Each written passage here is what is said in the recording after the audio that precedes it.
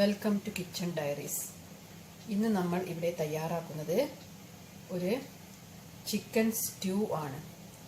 ഇത് വളരെ സ്വാദിഷ്ടമായ ഒരു സ്റ്റ്യൂ ആണ്. ചപ്പാത്തിക്കും നാനിനും അപ്പത്തിനും എല്ലാം ഇത് നല്ല ഒരു കോമ്പിനേഷനാണ്. എല്ലാവരും ഇത് ട്രൈ ചെയ്ത് നോക്കണം, സപ്പോർട്ട് ചെയ്യണം. ഇതിന് വേണ്ട കാര്യങ്ങൾ എന്തെല്ലാമെന്ന് നമുക്ക് നോക്കാം. ഒരു പാൻ അടുപ്പിൽ വെച്ച് അതിലേക്ക് 3 ടേബിൾ സ്പൂൺ കോക്കനട്ട് ഓയിൽ ചേർക്കുക. അതിലേക്ക് 1 ടേബിൾ സ്പൂൺ ഇഞ്ചി കൊത്തിയരിഞ്ഞതും 1 ടേബിൾ സ്പൂൺ ഗാർലിക് പേസ്റ്റും ചേർത്ത് നന്നായി വഴറ്റുക. ഇഞ്ചിയുടെയും വെളുത്തുള്ളിയുടെയും പച്ചമണം മാറിയതിന് ശേഷം അതിലേക്ക് നമുക്ക് അരിഞ്ഞു വെച്ചിരിക്കുന്ന പച്ചമുളക് ചേർക്കാം. 7 പച്ചമുളകാണ് ഞാൻ ഇതിനു വേണ്ടി യൂസ് ചെയ്തത്. മീഡിയം സൈസിലുള്ള 2 സവാള സ്ലൈസ് ചെയ്തത് ഇതിലേക്ക് ചേർക്കാം. സവാള നന്നായി വഴറ്റുക. സവാള പെട്ടെന്ന് വഴന്നു വരുന്നതിന് വേണ്ടി നമുക്ക് ഇതിലേക്ക് ആവശ്യത്തിനുള്ള ഉപ്പ് കൂടി ചേർക്കാം. ഉപ്പ് ചേർത്തതിന് ശേഷം മീഡിയം ഫ്ലെയിമിലാക്കി പാത്രം അടച്ചു വെച്ച് വേവിക്കാം. അപ്പോഴേക്കും ഇതിന് വേണ്ട അരപ്പ് നമുക്ക് തയ്യാറാക്കിയെടുക്കാം. മിക്സിയുടെ ജാറിലേക്ക് 1/4 കപ്പ് തേങ്ങയും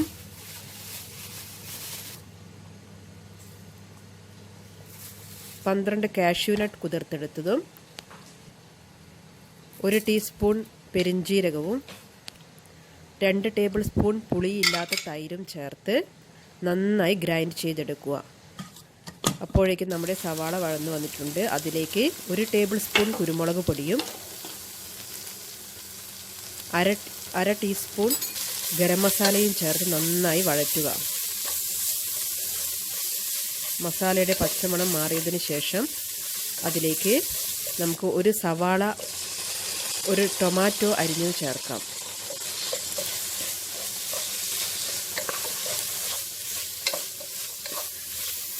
ടൊമാറ്റോ ചേർത്ത് നന്നായി വഴറ്റിയതിന് ശേഷം നമുക്ക് കട്ട് ചെയ്ത് വെച്ചിരിക്കുന്ന ചിക്കൻ ഇതിലേക്ക് ചേർക്കാം. ചിക്കൻ നന്നായി മസാല പൊതിഞ്ഞു വരുന്നത് വരെ ഇളക്കിയതിന് ശേഷം നമുക്ക് പാത്രം അടച്ചു വെച്ച് വേവിച്ചെടുക്കാം. ഇതിനകത്തേക്ക് വെള്ളം ചേർക്കേണ്ട ആവശ്യമില്ല. ചിക്കനിൽ നിന്ന് ആവശ്യത്തിനുള്ള വെള്ളം ഇറങ്ങി വരും. അതുകൊണ്ട് പാത്രം അടച്ചു വെച്ച് വേവിക്കുക. ഇപ്പോൾ ചിക്കൻ പകുതി കുക്കായിട്ടുണ്ട്. അതിലേക്ക് 1 പൊട്ടറ്റോ കട്ട് ചെയ്തത് ചേർക്കുക. ഒരു 5 മിനിറ്റ് കൂടി ഇത് വേവിക്കുക. ഇപ്പോൾ നമ്മുടെ ചിക്കനും പൊട്ടറ്റോയും എല്ലാം നന്നായി വെന്ത് വന്നിട്ടുണ്ട്. ഇതിലേക്ക് അരപ്പ് ചേർക്കുക. അരപ്പിലേക്ക് കുറച്ച് വെള്ളം കൂടി ചേർത്തതിന് ശേഷം ഇതിലേക്ക് ഒഴിക്കുക. ഒരു 5 മിനിറ്റ് ചെറിയ തീയിൽ ഒന്ന് കുക്കാവുന്നത് വരെ വെയിറ്റ് ചെയ്യുക.